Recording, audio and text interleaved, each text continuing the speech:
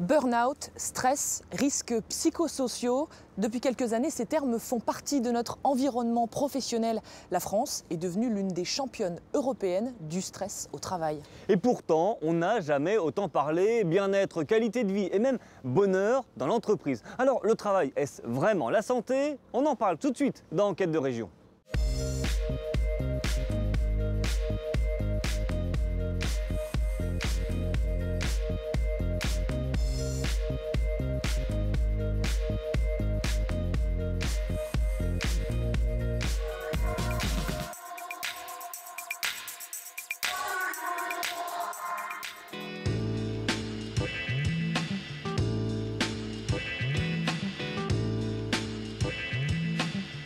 Le travail, c'est la santé, rien faire, c'est la conserver. 50 ans après sa création, la chanson d'Henri Salvador questionne encore notre rapport au monde professionnel. Avec l'apparition des nouvelles technologies et d'une nouvelle organisation du travail, celui-ci a pris une place centrale dans notre vie, au détriment parfois de notre santé. Comment l'entreprise peut-elle devenir un lieu de souffrance, poussant certains jusqu'au suicide? Doit-elle aujourd'hui assurer le bien-être de ses salariés et de quelle manière? Tout de suite, le sommaire.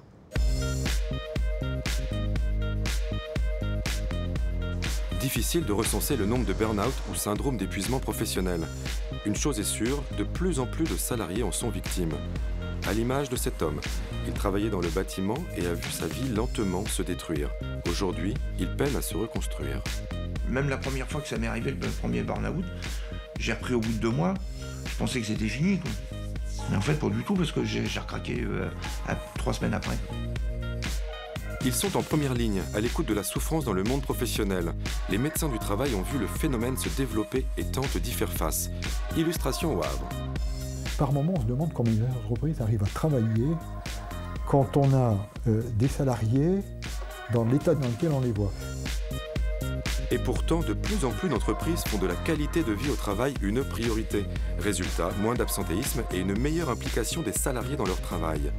Exemple, dans cette quincaillerie à Hérouville-Saint-Clair, dans le Calvados. On pense qu'un salarié qui est heureux, ça donne un client qui est heureux. Un client qui est heureux, ça peut permettre de satisfaire un actionnaire. Et un actionnaire qui est satisfait, ça permet d'embaucher de nouveaux salariés. Merci, vous de même. C'est la nouvelle tendance des entreprises branchées. Proposer des cours de yoga, de sport, voire des coachs du bonheur dans l'entreprise. Ces pratiques martèlent une nécessité de s'épanouir dans son activité professionnelle. Mais faut-il être heureux au travail? Doit-il obligatoirement nous être agréable? Pour son éditorial, François Pesquet s'est penché sur la question. Vite, vite, au travail. Il y a tous ceux qui n'en ont pas, alors pour les autres, pas question de se plaindre. La course du matin, le train-train, puis au bureau, sur le chantier, les tâches toujours plus nombreuses, les dialogues de sourds, les bras lourds. Alors le travail doit-il forcément rimer avec torture, comme son étymologie l'indique? Le travail, c'est la santé. Rien faire, c'est la conserver. Les prisonniers du boulot font pas de vieux os. Il avait tout compris, Henri. Aujourd'hui, nous voulons le travail et le bien-être avec. On ne dira pas le contraire dans cet espace ouvert il y a un peu plus d'1 an. Salariés et cadres d'entreprise viennent ici se ressourcer à l'écoute du grand oublié du travail, notre corps. À votre bureau, détendez-vous, respirez.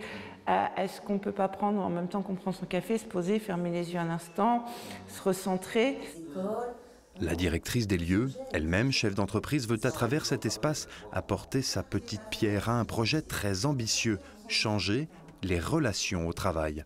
Je pense que ça part au sein de l'entreprise d'une prise de conscience des managers qui sont capables de gérer leur propre stress qui leur vient de l'extérieur. Et à partir du moment où eux sont capables de gérer, ils sont capables de faire le travail nécessaire au sein de l'équipe et dans l'organisation de l'outil de travail pour faire en sorte que ça fonctionne. Et si le bien-être au travail faisait baisser le coût des maladies et accidents? Et si le bien-être au travail n'était plus un luxe? Et si rendre le salarié heureux était aussi un bon calcul économique?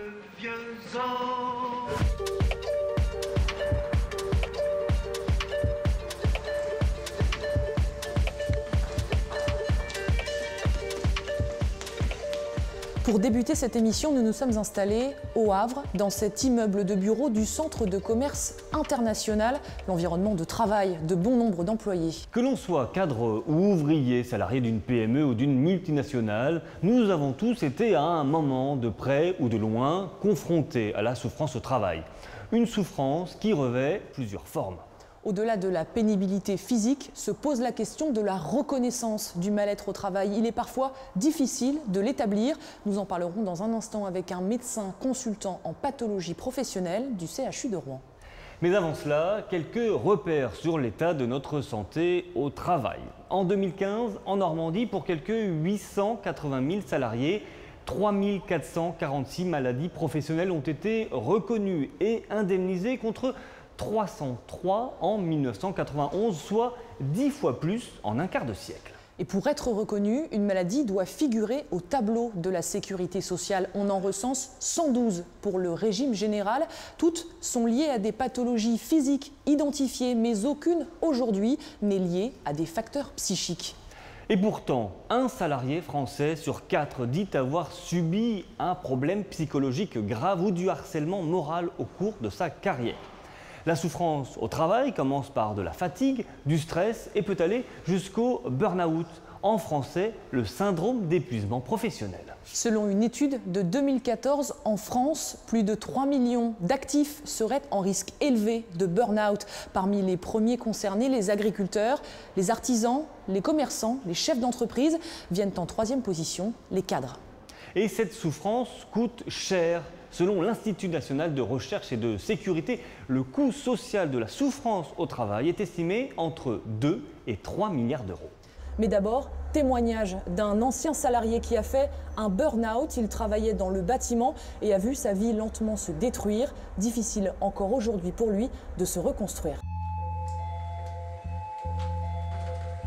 C'est un homme d'apparence solide, un gaillard large d'épaules, sur qui l'on s'imagine pouvoir compter.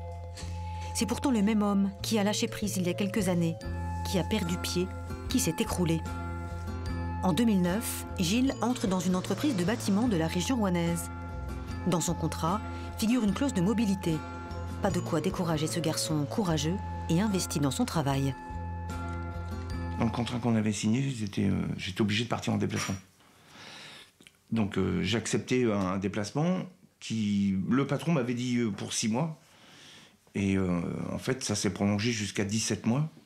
On part le lundi matin à 4h du matin, on part, on rejoint le chantier. Et ensuite, le soir, je rentrais sur un camping où j'avais loué un mobil-home. Vous travaillez toute la journée et le soir, vous êtes tout seul. Voilà, seul. On voit personne et c'est un peu, voilà, boulot, dodo, boulot, dodo. Lorsqu'il rentre chez lui à la fin de la semaine, Gilles est fatigué, irritable. Ses relations avec sa famille se dégradent. Ces absences répétées lui font finalement perdre la garde alternée de ses enfants. Comme j'étais très nerveux, du coup, j'avais du mal à supporter mes enfants. L'ami à l'époque que j'avais, ça a fini par arrêter parce que comme on se voyait pas beaucoup, et puis que j'étais tendu, voilà, elle a fini par partir. Parce que moi, j'étais pas contre le fait de partir en déplacement, mais pas sur des grandes périodes, quoi. Ça aurait été des périodes de 6 mois, bon, encore, je me serais arrangé.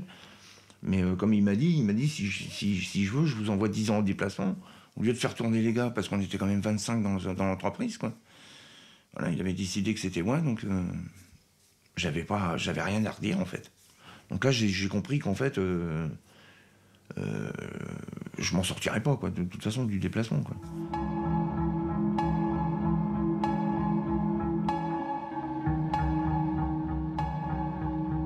À son éloignement et sa solitude s'est ajouté un accroissement de sa charge de travail et des responsabilités qu'il n'était pas censé endosser. Gilles est éreinté et déprimé.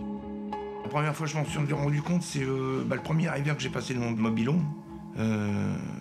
Curieusement, c'est en mangeant et en me voyant dans le reflet de la fenêtre. Et là, j'ai eu un gros coup de déprime en me voyant. Voilà. Ça a commencé comme ça, en fait. Tout seul à votre table. Et, ça finit tout doucement par le craquage, quoi. Hein, un jour, on se met à pleurer, on ne sait pas pourquoi. Je pleurais tout le temps, en fait. J'en rêvais même. J'en faisais des cauchemars. Du coup, au bout d'1 an et demi, en fait, j'ai fait 2 arrêts l'un derrière l'autre. Et en expliquant au patron qu'en fait, je supportais plus d'être en déplacement, qui en fait n'en a pas tenu compte. Ça a fini qu'on a fait un licenciement à l'amiable. Nous sommes au Havre, à la maison des syndicats. À la CFDT, voilà longtemps que l'on cherche des solutions pour assister les salariés en difficulté. La commission régionale Souffrance au travail et harcèlement moral a été créée il y a 18 ans. Elle réunit des médecins du travail, des avocats, des psychologues et des délégués du personnel. Des personnes ressources vers qui le salarié en souffrance peut trouver de l'aide. C'est quand même une atteinte à la dignité. De pleurer devant quelqu'un, c'est quelque chose de lourd, quoi. Donc les gens restent sous contrôle au travail. Par contre, forcément, ils ne maîtrisent plus rien quand ils sortent du travail. Pierre Michaud est de cela. Il a déjà reçu et soutenu des dizaines de salariés en souffrance. Les personnes qui pratiquent cette maltraitance, ces comportements qui sont déviants, je dirais, eh bien, en fin de compte, ils ont une position hiérarchique qui leur donne un poids qui fait que la personne, elle n'est pas sur un pied d'égalité. Et donc, du coup, c'est beaucoup plus difficile pour elle pour rebondir par rapport à une situation privée où là, par contre, on est d'égal à égal et là, on peut réagir. La souffrance peut venir de l'organisation du travail, de comportements de collègues ou de l'encadrement. Comment on sort d'une situation de souffrance au travail ? Il y a la pire façon, c'est le suicide. La majorité des cas, on a des gens qui vraiment ne peuvent plus, quoi. Et qui, à la limite, nous ont interpellés presque trop tard. Donc parfois, la solution, en effet, c'est la sortie de l'entreprise. Mais on a aussi des gens qui sont sortis de l'entreprise, qui, heureusement, après, se sont reconstruits pour être sur une autre structure, sur une autre entreprise, sur carrément un autre métier. Et voilà, donc la sortie de son entreprise, c'est pas forcément la fin, c'est des fois le début d'un renouveau. Gilles a été aidé par un médecin du travail, un délégué du personnel et une centrale syndicale. Mais pour sauver sa peau, il n'était plus question pour lui de rester dans l'entreprise et d'être confronté à un homme qui niait sa souffrance. Vous avez le sentiment qu'il n'a jamais pris en compte votre souffrance ? Ah bah ça, j'en suis persuadé même, oui. Parce que j'ai quand même pleuré plusieurs fois devant lui. Ça y a fait ni chaud ni froid, quoi. C'est là qu'on se dit, en fait, on n'est même pas un pion. C'est pas franchement humain, quoi. Et vous pensiez que vous pouviez un jour vous écrouler ? Bah, je pensais pas que ça pouvait m'atteindre aussi fort que ça, aussi longtemps, sur une période aussi longue. Ouais. Même la première fois que ça m'est arrivé, le premier burn-out, j'ai repris au bout de 2 mois, je pensais que c'était fini, quoi. Mais en fait, pas du tout, parce que j'ai recraqué 3 semaines après, quoi. Vous allez mieux aujourd'hui ? Oui, oui. Ouais. Enfin, même d'en reparler encore, ça me... Ouais, bien que ça me... Je le sens au niveau de ma voix. Mais ça passera, ça finira par passer. Il suffit d'aller voir ailleurs, voilà. La vie continue. Après 3 ans d'arrêt, Gilles se prépare à rechercher du travail, mais en intérim cette fois, pour plus de souplesse et de liberté. Il ne souhaite plus aujourd'hui dépendre du pouvoir d'un seul homme.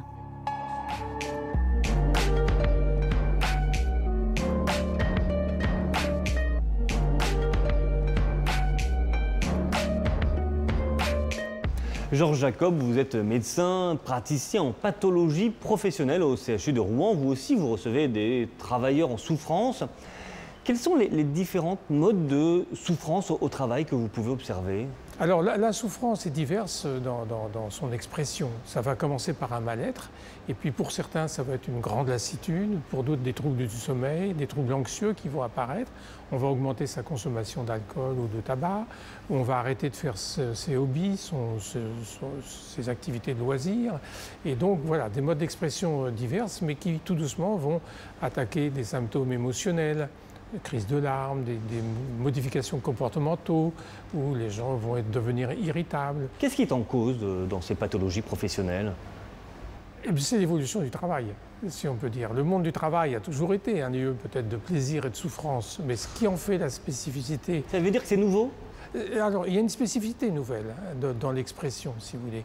Et je retiendrai l'élément du temps, de la vitesse, et tout s'accélère.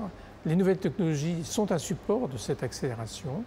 Il y a aussi les gouvernances qui sont fondées sur le chiffre, faire du chiffre, sur le nombre, les indicateurs quantitatifs. Donc on perd un peu la qualité au nom du quantitatif.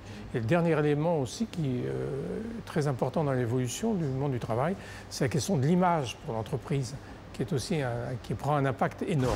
Et ça a un impact sur les salariés? Ben oui, parce que si on travaille pour l'image, on ne travaille plus forcément pour le beau produit, pour le beau savoir-faire, pour le beau geste technique.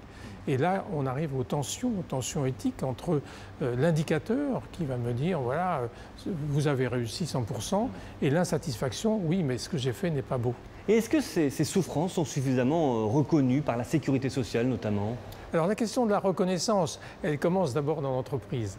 Les gens peuvent se trouver démunis, mais que ce soit l'employeur, les syndicats, les médecins, comme ça a été dit, tout le monde se trouve démuni par rapport à cette nouvelle question et cette nouvelle approche. Démuni, ça veut dire que du coup, il n'y a pas de reconnaissance du tout? Alors, la reconnaissance par la sécurité sociale n'existe qu'à travers une commission. Il n'y a pas de tableau de maladie professionnelle de santé psychique, si vous voulez. Donc il faut passer par une commission. Et cette commission, il faut d'abord être en gravité particulièrement atteint pour avoir une IPP, incapacité permanente provisoire de 25%, sinon la maladie ne sera pas reconnue. Au même titre qu'il faut une gravité de surdité. Si vous voulez. Donc il faut d'abord une gravité de la maladie, de l'atteinte, de la souffrance, puis une commission qui va se déterminer sur est-ce que ça n'a à voir de façon directe et essentielle au travail ou pas. Merci à vous. Je vous en prie.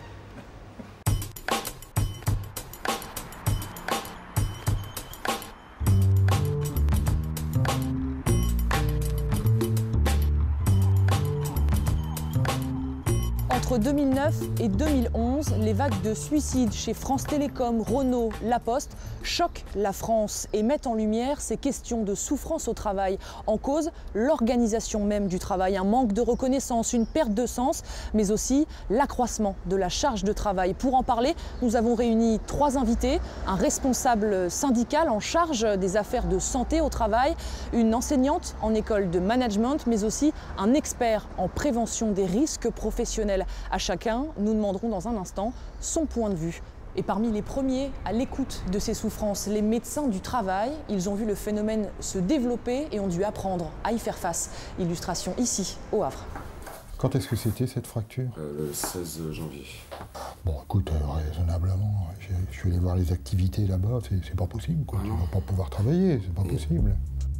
Au menu des consultations ce matin-là, des visites de reprise après un arrêt de travail. Ça va, madame, vous allez bien?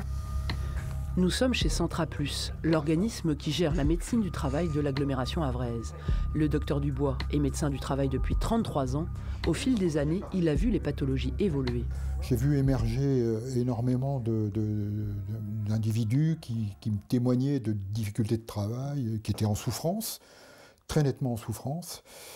Et donc il a fallu se former un peu à toutes ces questions-là, parce qu'il n'existait pas grand-chose à l'époque. On était tous désarmés, et encore actuellement, on a encore beaucoup de difficultés à savoir qu'est-ce qu'on va faire de tout ça.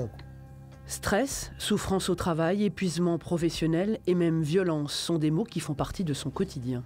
Le salarié qu'il reçoit ce matin-là a été victime d'une agression sur son lieu de travail. Il a été arrêté pendant 3 ans. Il vient de reprendre après un long processus de reconstruction. De toute façon, l'essentiel, c'est une reprise progressive, revenir dans l'entreprise, rediscuter avec les collègues, la hiérarchie, voir un petit peu l'environnement de travail. Bon, là, c'est notre phase, reprise de travail. On est passé beaucoup de problématiques qui étaient physiques, à des problématiques qui sont beaucoup déplacées vers la sphère psychosociale, avec des gens qui sont un peu déstabilisés par rapport à tout ce qui peut se passer dans l'entreprise, les rapports humains dans l'entreprise, avec des problématiques de reconnaissance qui n'existent pas. Aujourd'hui, 1 salarié sur 5 consulte pour ce type de troubles et ça touche tous les secteurs d'activité. La médecine du travail, qui gère au Havre plus de 6000 entreprises, s'est donc adaptée. Elle travaille en équipe pluridisciplinaire avec 11 médecins à temps plein spécialisés. Le docteur Bruno Deschamps est coordonnateur. Il a mis en place une nouvelle organisation. On a déjà ici sectorisé les entreprises. On a 22 secteurs professionnels, ce qui nous permet de savoir sur chacun de ces secteurs professionnels, quels sont les risques les plus fréquents. On sait quels sont les médecins qui sont le plus à même de prendre en charge, donc notamment les risques psychosociaux. On va leur confier des secteurs professionnels où ce risque-là, il est plus prégnant. La médecine du travail s'est aussi dotée de nouvelles compétences. Les psychologues du travail. Marie Caron est arrivée chez Centra Plus il y a 10 ans. On parlait plus de stress, de difficultés liées à la charge de travail il y a une dizaine d'années. Aujourd'hui, c'est plutôt des questions autour de l'éthique, du sens du travail qui est bafoué, le sentiment d'une qualité de travail qui est empêchée par l'organisation, par des procédures complexes ou qui n'ont pas de sens aux yeux des salariés, associés à des collectifs de travail qui se délitent, qui se déstructurent, des tensions qui émergent, beaucoup de conflits et des salariés moins solidaires. Pour éviter d'en arriver là, la médecine du travail a voulu agir en amont, prévenir plutôt que guérir. Depuis 2010, un nouveau métier est apparu, assistante de service de santé au travail. Leur mission, aller dans les entreprises, identifier les métiers et définir les risques professionnels associés. La santé mentale est un état de bien-être qui permet à chacun de réaliser son potentiel. On voit bien qu'on est sur un aspect constructif de l'approche équilibre santé et travail, c'est-à-dire que par définition, le travail n'est pas forcément source de maladies. C'est un travail de longue haleine, on n'en verra pas les résultats tout de suite. Mais je vois, moi, au bout de 10 ans, des informations qu'on a tenues des entreprises qui étaient réputées comme difficiles. Aujourd'hui, on arrive à rentrer et mettre en place vraiment, enfin, on nous demande conseil. Il y a des actions de prévention qui se mettent en place. Si on m'avait dit ça il y a 10 ans, je n'y aurais pas forcément cru. Aujourd'hui, c'est exceptionnel qu'on ait des refus. Hein. La porte nous est grande ouverte. Bon, alors, donc... Oui, je voulais vous informer de l'intervention que je mène dans l'entreprise. On a initié une démarche d'appui à l'évaluation des risques psychosociaux. Par moment, on se demande comment les entreprises arrivent à travailler quand on a des salariés dans l'état dans lequel on les voit. Le jour où vraiment les grands économistes mettront en avant le fait que c'est un coût extrêmement important, je pense que, j'espère, que là se mettront en place des politiques de prévention, et je dirais même pas de prévention, des modes de fonctionnement, parce qu'on ne sera même plus dans de la politique de prévention, on sera dans des modes de fonctionnement d'entreprise qui permettront à la fois l'épanouissement de l'entreprise et puis une amélioration de l'efficacité. Mais enfin, c'est utopique, hein. La médecine du travail cible désormais les PME. 80% de leurs adhérents sont des entreprises de moins de 50 salariés. Elle leur proposera cette année des tables rondes pour les former à la gestion des relations conflictuelles et aux risques psychosociaux. Retour à la maison des syndicats, au Havre. Gérald Lecor, vous êtes responsable syndical à la CGT de Seine-Maritime, à la tête de la commission santé au travail. Vous êtes par ailleurs inspecteur du travail. Des situations, telles qu'on l'a vu là dans le reportage, est-ce qu'elles sont nombreuses? Nombreuses, difficiles à dire, en absence de statistiques, mais ce qu'on peut dire, c'est qu'elles sont de plus en plus fréquentes. Et ce constat-là, ce n'est pas seulement le constat de la CGT, c'est le constat des médecins du travail, c'est le constat du ministère du Travail. Et on s'aperçoit que dans les entreprises, qu'on soit du secteur et du privé, la réorganisation permanente des tâches, des missions pour gagner en gain de productivité, pour gagner sur les postes, pour gagner sur, soi-disant sur la qualité, hein, fait qu'on a des contraintes qui pèsent de plus en plus sur les salariés, d'ailleurs hein, sur toutes les couches, y compris dans l'encadrement bien évidemment, mais jusqu'au plus bas niveau de l'échelle, et que ces réductions de marge de manœuvre pour les salariés fait souffrance, avec des situations qui sont des fois effectivement jusqu'au burn-out. Hein, jusqu'au burn-out ou malheureusement plus loin, plus grave, jusqu'au suicide dans l'entreprise, hein, ou jusqu'au suicide au domicile en lien avec les conditions de travail, bien évidemment. Monsieur Lecor, à vos côtés, Sabrina Tancrel, vous êtes enseignante, chercheur en management des ressources humaines à Caen. Guillaume Delinière, vous êtes sociologue, expert en prévention des risques professionnels. Monsieur Delinière, au sein d'une entreprise, quel est le cocktail explosif qui peut conduire au burn-out d'un salarié? Le cocktail, on vient de l'avoir un petit peu ici, c'est la pression mise à tous les niveaux hiérarchiques, un enchaînement de réorganisation permanent, souvent peu justifié, souvent peu négocié, quand c'est négocié, donc souvent pas négocié. On impose, on évalue, on pose des tableaux de bord et des indicateurs et on renvoie la responsabilité des problèmes systématiquement sur l'agent concerné, qu'il soit simple opérateur ou encadrant. Vous devez vous débrouiller. Et c'est ce qui nous conduit effectivement à une situation de stress souvent violente. Et je suis tout à fait d'accord avec vous, cette montée du stress en entreprise est liée aussi au fait qu'on a de moins en moins de lieux de parole. Sabrina Tancrel, on entend que c'est donc le management qui est en cause dans ce cas de burn-out, de stress au travail? Oui, alors c'est vrai que les études et les recherches en sciences de gestion ces dernières années ont bien identifié les facteurs de stress en entreprise. Le premier facteur, c'est le sentiment de surcharge du travail. Le second facteur, c'est plutôt le décalage qui est perçu par les salariés entre les objectifs à atteindre et les moyens consentis.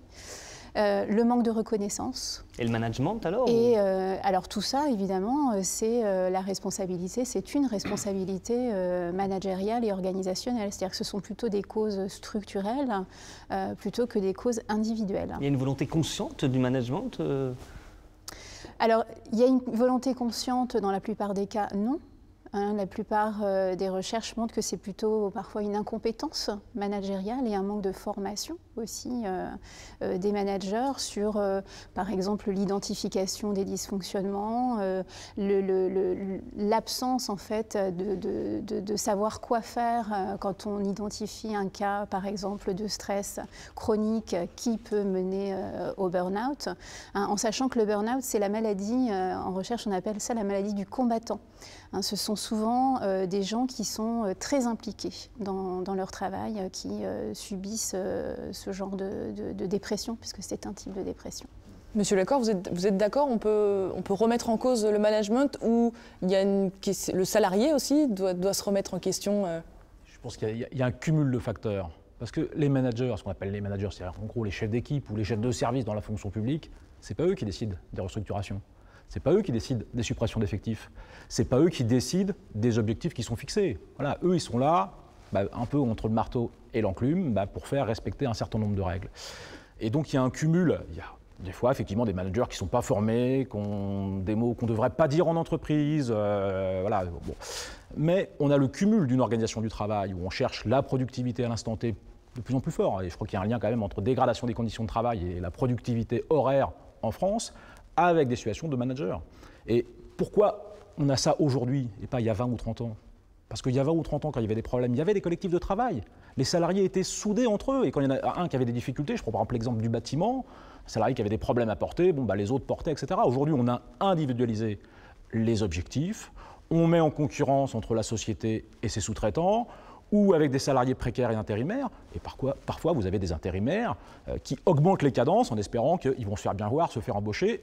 Et sur la même chaîne de production, par exemple, ou sur le même plateau de centre d'appel, vous avez des salariés qui ont 50, 55 ans et qui n'en peuvent déjà plus de ça. Et donc, c'est ça qui fait qu'aujourd'hui, cette absence de collectif, le salarié, il est tout seul par rapport à cette contrainte. On va poursuivre cet échange avec vous dans quelques instants, mais d'abord, on l'évoquait, ces questions de souffrance et de bien-être au travail sont devenues une préoccupation de plus en plus importante ces dernières années dans les entreprises, mais aussi là où vous enseignez, Madame Tancrel, à l'école de management de Caen.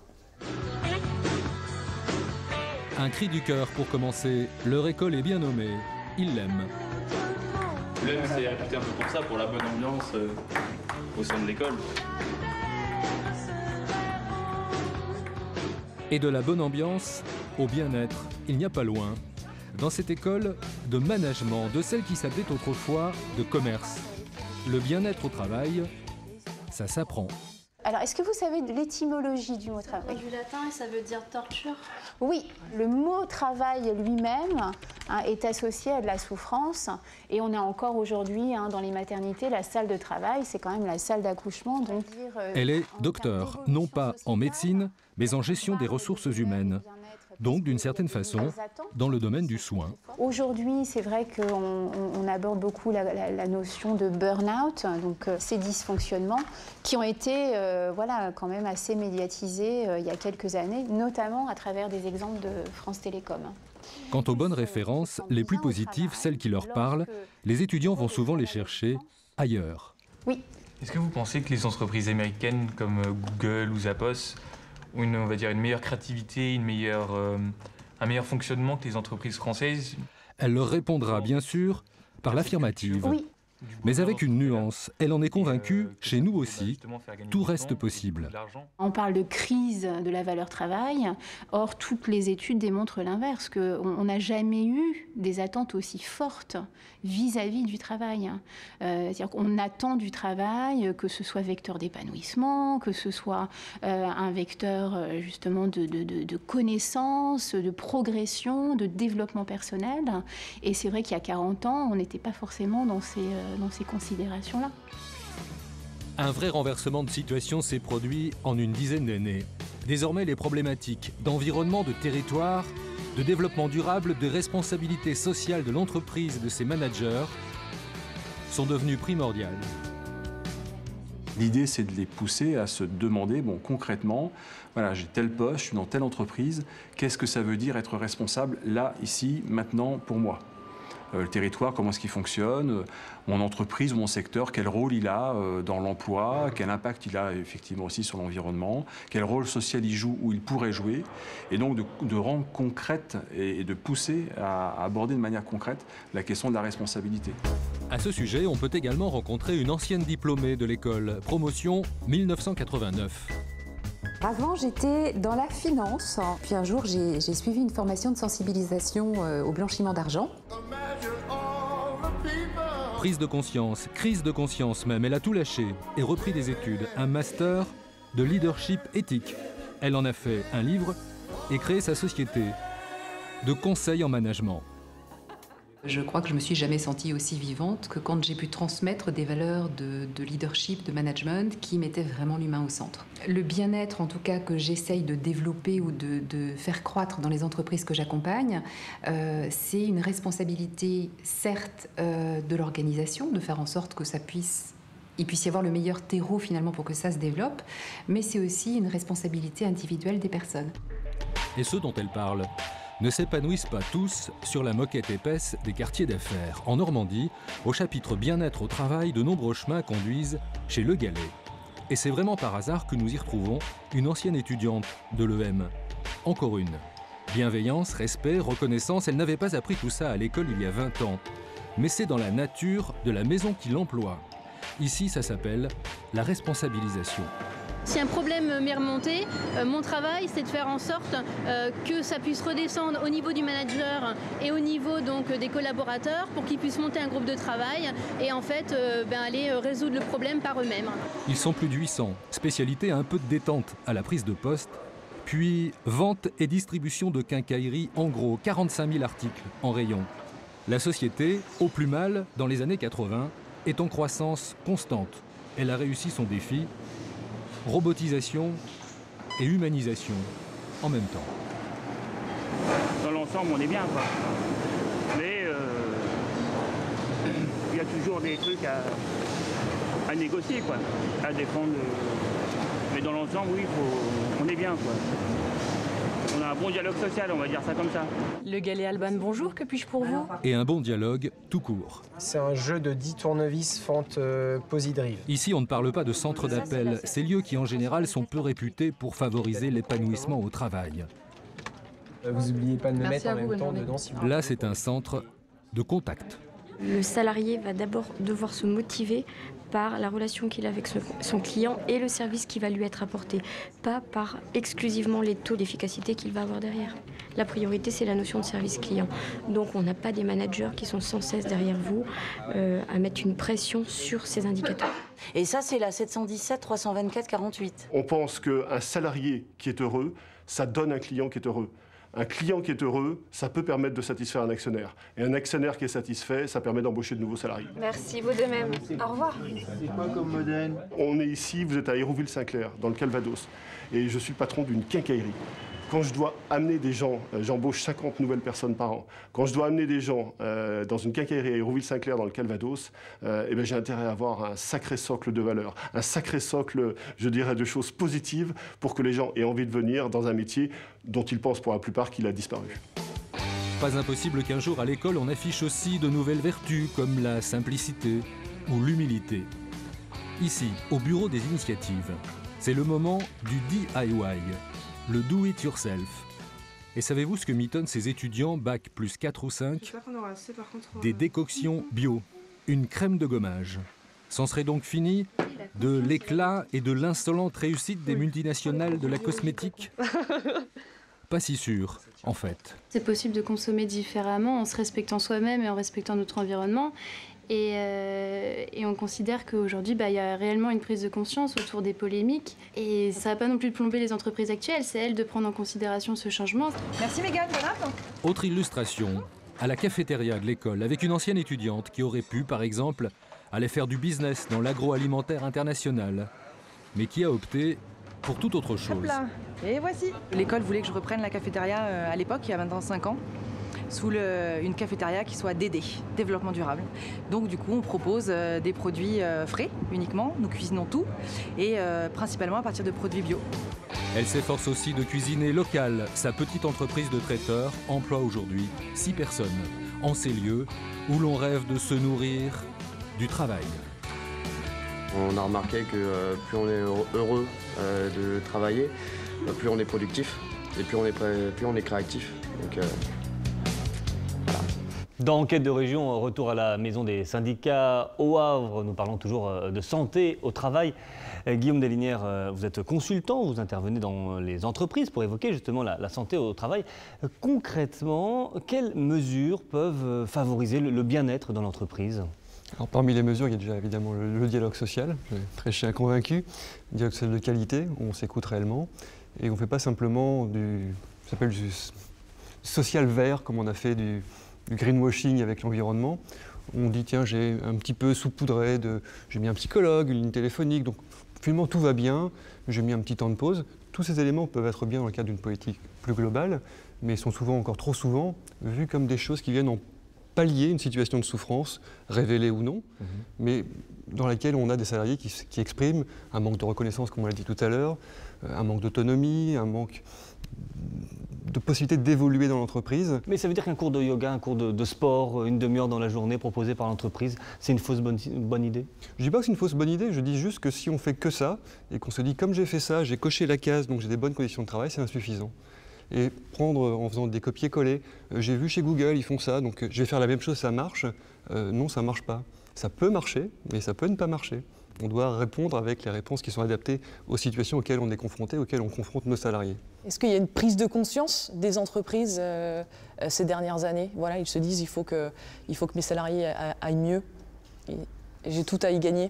Oui, moi je pense qu'on a un petit peu ça, effectivement, on a une vraie prise de conscience, mais qui ne diffuse pas forcément dans tous les niveaux de l'entreprise.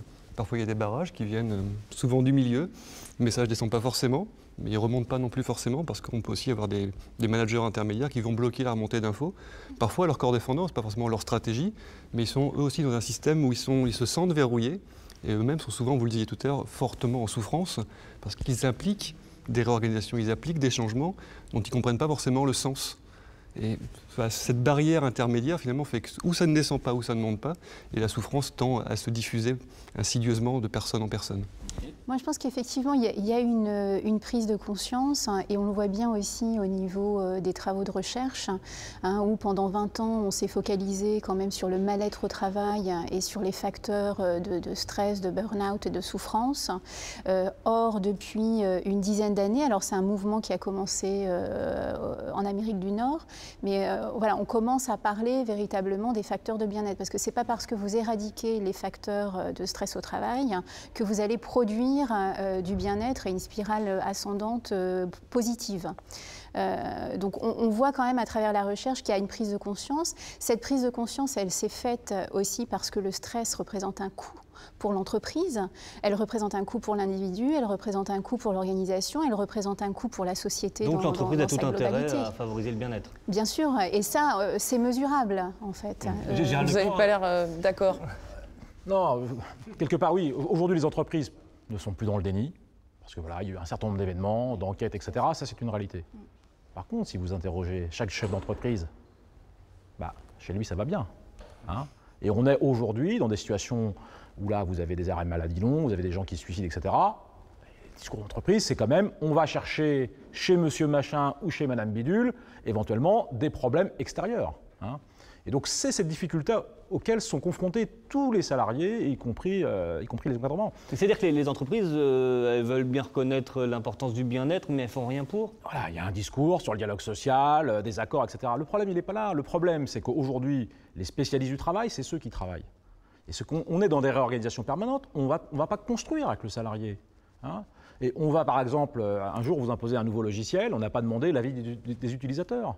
On réorganise une ligne de production, c'est pareil. On considère que le travailleur à la chaîne, il n'a pas toute une connaissance fine de son travail. Les projets, je veux dire, viennent de Paris, hein, viennent des sièges, etc. Bon, et aujourd'hui, voilà, il y a une richesse des salariés qui sont des spécialistes du travail, qui ont besoin d'être soutenus par des experts CHSCT, par des ergonomes, par des médecins, par les services de l'inspection du travail, il y en a de moins en moins, ou de la CARSAT. Hein.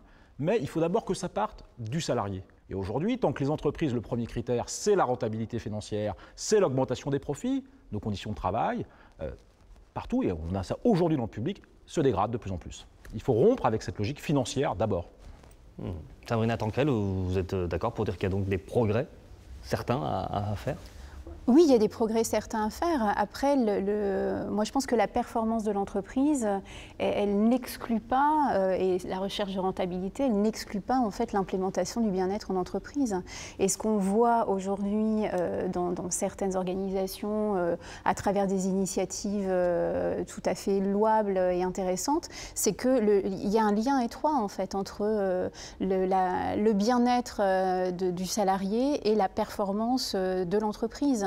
De plus en plus de recherches, alors qui émanent non seulement de la psychologie, de la sociologie, mais aussi des neurosciences, montrent que si on favorise le bien-être dans une entreprise, ça a des impacts en termes de croissance organisationnelle. Mais le profit n'est peut-être pas assez immédiat pour que l'entreprise arrive à en prendre compte. Évidemment, on ne va pas mesurer ça à court terme, c'est-à-dire que c'est un investissement sur du moyen-long terme. Et c'est dur pour l'entreprise, du coup, de la prendre en compte. Oui, mais après, c'est aussi une réflexion sur c'est quoi le rôle de l'entreprise. Est-ce que le rôle de l'entreprise, c'est être sur du court terme et engranger de la rentabilité à partager entre les actionnaires, ou est-ce que l'entreprise aussi a un vrai rôle social, doit contribuer au progrès de la société. Donc c'est aussi une prise de conscience par rapport à ça. C'est quoi la fonction et la responsabilité d'une entreprise aujourd'hui? Merci à vous, merci à tous. Merci.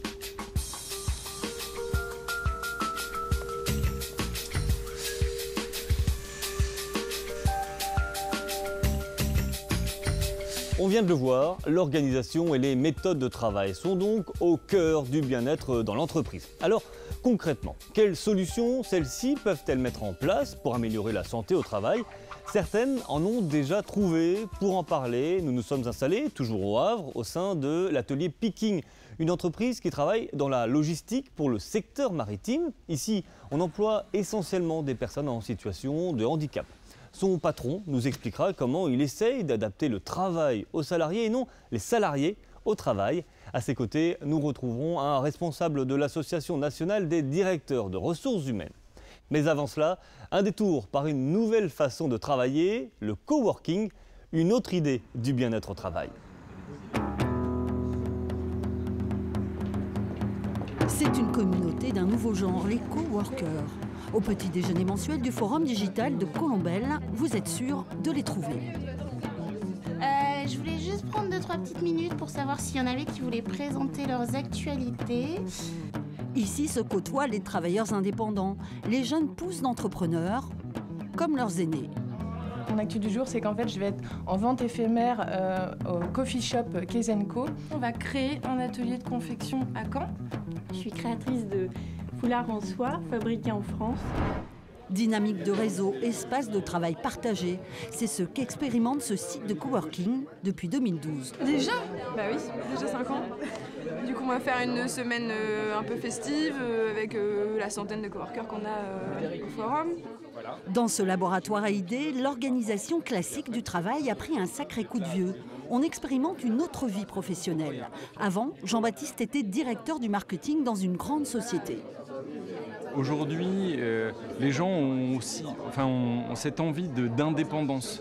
Mais indépendance, ça ne veut pas dire être tout seul. Moi, je suis aujourd'hui indépendant, mais grâce à l'espace de coworking, je ne suis pas tout seul. Et je le sens à travers, quand je discute avec parfois des personnes qui bossent en entreprise, qui ont envie d'y aller. Donc certains n'ont pas encore franchi le pas, mais je pense que la société va aller de plus en plus dans ce sens-là, clairement. Donc ici, on est dans l'espace de coworking, donc un espace de bureau partagé. Moi, je viens y travailler à peu près la moitié de la semaine. Journaliste spécialisé dans la presse agricole, Alexis en avait assez de travailler seul. Il a franchi la porte il y a 1 an. Alors moi j'y suis pour avoir une ambiance de travail en fait, pour pouvoir travailler dans un cadre un peu plus professionnel que chez moi, à mon domicile, où au bout d'un moment ça devenait, l'ambiance de travail n'était pas là quoi, au domicile. Ça va Clara? Oui, ça va. Alors je vais t'en mettre un comme ça. Nathalie va bientôt rentrer en pépinière d'entreprise. Cette jeune créatrice de foulards découvre le coworking depuis 1 mois avec bonheur. On a tous les mêmes centres d'intérêt, c'est-à-dire monter son entreprise, être autonome. On a une dynamique commune. Donc même si les sujets sont très vastes, on a quand même cette dynamique commune qui nous rapproche. Il n'y a pas de compétition. Donc ça, c'est intéressant aussi parce qu'on est vraiment dans l'échange, dans le conseil. Une vingtaine de coworkers fréquentent assidûment le site. Du bureau nomade, loué 8 € la journée en passant par la résidence au mois, Marina a franchi toutes les étapes. Salut Marina. Ça va? Ça va et toi? Oui.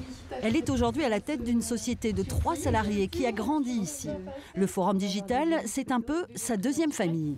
On a créé un petit... Ce qui manque ici, c'est vraiment des structures, des salles de sieste, une salle de sport, pour qu'on on fasse autre chose que de travailler et échanger, mais qu'on ait des activités aussi sur place qui vont bien dans l'environnement en fait, du coworking, d'une pépinière. Donc pouvoir faire du sport, pouvoir se faire des jus de fruits, pouvoir se reposer un quart d'heure, c'est vrai que c'est ce qui manque, je pense, aujourd'hui. Car la convivialité reste au cœur de la réussite de ce nouveau type d'organisation du travail. Une organisation en plein essor avec le développement des nouvelles technologies. Denis Tardivaux, vous êtes vice-président de l'ANDRH, l'Association nationale des DRH pour la Normandie. Cette nouvelle organisation du travail qu'on vient de voir, le coworking, est-ce que ça apporte vraiment du bien-être aux salariés? Écoutez, quand on voit le reportage, ça semble en effet assez sympathique. Il y a des conditions de travail qui sont favorables. Maintenant, moi, la question que je me pose, c'est est-ce qu'il n'y a pas aussi des nouveaux risques par rapport à ce type d'organisation? Quels risques ça pourrait générer? Ce qui me vient spontanément, c'est le travail un peu non-stop. C'est-à-dire il n'y a pas de début, il n'y a pas de fin, il n'y a pas de limite entre la vie personnelle, la vie professionnelle.